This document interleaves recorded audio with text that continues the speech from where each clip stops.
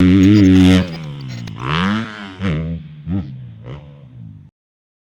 question for today's podcast has to do with classification of riders when it comes to racing. Class A, Class B, Class C, Class D. I haven't found anything online that tells me where I would fit in. I'm a 57-year-old dirt bike rider who's never raced, but I want to race, but I don't know what class I belong to. Brief. I like it. Okay. Yeah, but also great question. Good question. So my advice to most Moto Academy people when it comes to racing is usually I say, don't. Okay. Take your time. I assume you're making a calculated decision before jumping into the racing thing. Don't just jump into the racing thing. Really make sure your riding is pretty far along. Make sure you're comfortable. Make sure you've formed good habits. Make sure you're going into racing with the correct mindset of, okay, I know where I operate. If I'm operating consistently riding at 60 or 70% while maintaining good technique, but I go anything beyond that, you have to know where that limit is drawn. You have to know that and tell yourself, okay, if I go to a race, don't go beyond that 70% mark because it's going to start getting ugly. That's when I crash. That's when I go back to bad habits that I don't want to be practicing. And that's when you get hurt. That's hard to do because ego takes over. When you get past, all of a sudden you're like, I'm going to pass that guy back instead of going, oh, I'm already at my limit. Like, let's just stay here. So that's first thing.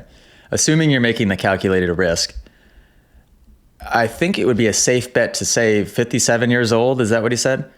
And if you have as little knowledge as you do about what class to be in, as far as lack of racing experience, then start at the bottom. Go to the D. If you have a D class, I know a lot of regions don't. A lot of regions only have A, B, and C.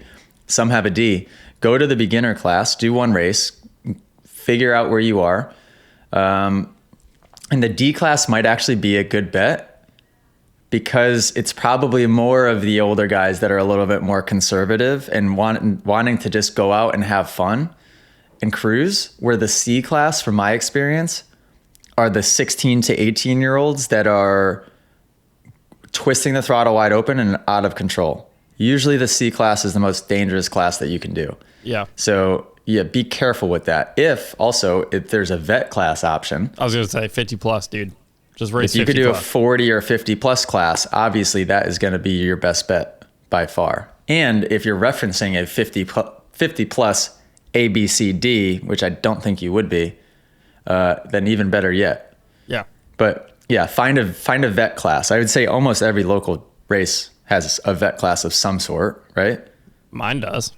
Yeah, they've got to. Yeah, I would assume they do. I mean, local tracks, absolutely.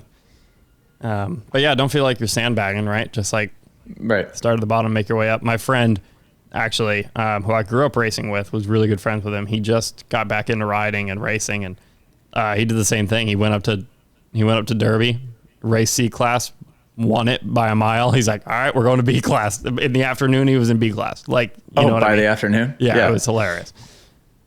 Yeah, I mean, naturally, being a Moto Academy member, you're going to show up and win your first race. So just don't hang in that class for too long and just progress up from there. Yeah. If you guys are enjoying these podcast clips and you want to watch full episodes, you can subscribe at club.themotoacademy.com.